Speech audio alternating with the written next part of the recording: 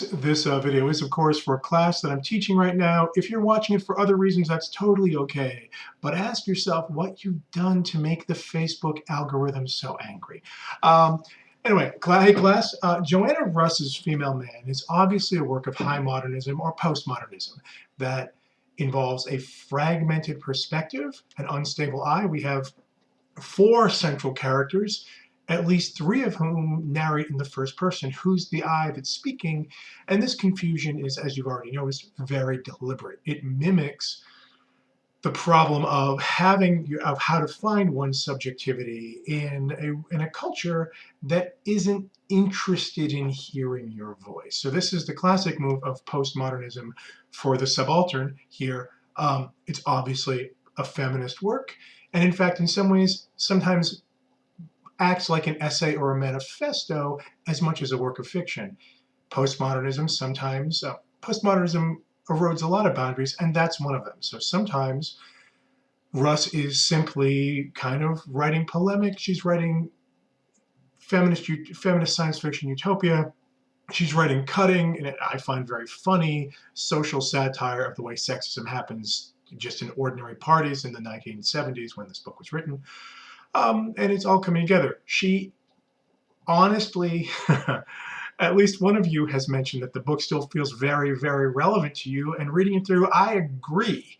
And somewhere, Joanna Russ is really pissed about that. This book ends with her call for her hope for the eventual political irrelevance of this book. Politics is front and center in this book, in a way where Russ openly ends by saying, I hope someday no one understands what this book is about. On that day, little book, we will have won. Well, I don't know about you. I still understand what this book is about, so there's a problem. And some pages, especially of the mansplaining satire and the crude hitting on people, the crude hitting on women in parties, seems so fresh and relevant that I'm really sorry this book is so old and we haven't gotten that much further. Sorry to put my political cards on the table. This book is about putting political cards on the table. It is clearly feminist. The multiple narratives do a bunch of things. First, it is about the struggle to find one's own voice, to find a solid discursive footing in a culture which Russ believes doesn't leave room for female experience, that's centered on masculinity and makes woman the other. How do you write an I narration in a culture where that is so male-centric? It also mirrors, so there's a kind of confusion. There are different aspects of, you'll notice Janine is the one who is least likely to ever be in first person. I don't think she ever narrates anything fully in first person, though we have moments in her discourse of what she's thinking in direct narration. Oh, I want this, I want this. Janine is obviously the sad case, the worst case scenario, the person who's bought into the culture's program about women and is really just cannot find fulfillment at all because she's lost herself entirely. Joanna, Janet, and Jael are various ways for Russ to explore ways forward. The multiplicity also reflects a kind of dispute or a set of disputes in feminism at the moment Russ was writing, different camps. Different uncertainty about the way forward. There's never been one feminism. It's always been multiple feminisms. And Russ uses the different characters to express different approaches to feminism. One of the culminating moments of the book is Jael turns on Janet and says, yeah.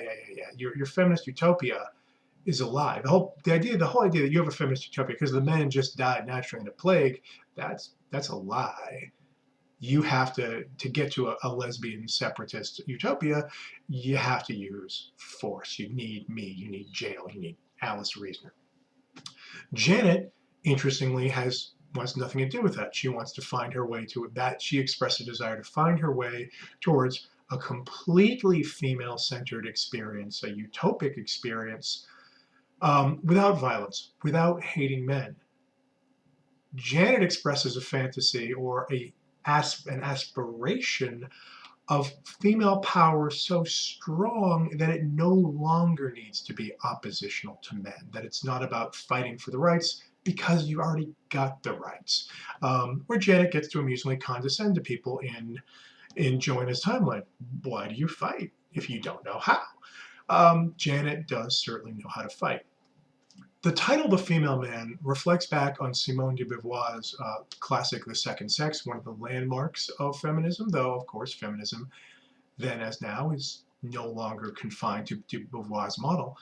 And de Beauvoir famously says, when I try to act like a human being, I'm accused of acting like a man. So the female man here is someone who's on one level trying to be a de Beauvoir feminist, where you're just trying to do the normal natural things, all the things that belong to humanity as a whole that have been prescribed and masculinized, and you get called eccentric, non-gender conforming, etc. The book isn't shy about being pro-lesbian. Joanna Russ, though, it's complicated. There's the moment there where Joanna, the character who is in some ways but not always, who is a version, though a fictionalized version of the author herself, says, "Oh, my husband, I really did love you once." Like, yeah, okay, Russ is a lesbian who had a marriage to a man for a while, and that is a real relationship she looks back at in this novel with rue and regret. The other reason to call this novel The Female Man is one of the things Russ is doing on a parodic and postmodern level is deliberately taking the tropes which she feels and she writes about in her essays being reserved for men, the stories that the culture does not let you tell about women, and telling them about women, putting Janet especially in the masculine role, doing all the male hero stuff that's built into our kind of expected narrative tropes, and doing those things. What's it like if a woman does it? How strange is that? So the beginning of chapter 1, we're in Janet's first person narration. She talks about being a kid and going up north of the border and killing a wolf. As a kind of rite of passage. This is very specifically like Russ has an essay, but here are the stories that you can't tell about women. Number one is like, okay, a boy goes off into the woods and kills a bear to prove his manhood. Well, here, like young Janet, who is a cop and who fights duels to the death and hunts to prove her adulthood, has done exactly that thing. That continues all the way through, I think, culminating, I think, the last really big one is the really odd heterosexual sex scene with Jael and Davy, her kind of sex android boy toy, which turns around tropes of sex in male-oriented fiction, where the woman is objectified, and just objectifies a beautiful, dumb boy with an erection, and tells the story from that way. But didn't I say a few minutes ago, Russ is a lesbian? She is, but she's interested in turning the tropes on their head. She's interested in seeing and showing us what happens when a female character is allowed in this postmodern science fictional context where we've put realism aside. When a female character is allowed to do things normally reserved for male protagonists. And here's the thing, in conventional realism, as Nabokov said, one of those, a phrase that only makes sense in realism, as Nabokov said, something that only makes sense in quotation marks in literature. In that great oxymoron, conventional realism, these things would seem unrealistic. Here, science fiction and the postmodern kind of structure are ways to get outside that sense of social wrongness. You can write a story about a teenage girl who treks into the woods north of the Canadian border and kills a bear as an adolescent rite of passage. You'll just get feedback that it doesn't make sense, that's not realistic, that people don't understand what the story's about, that just seems wrong. I can't put my finger on it.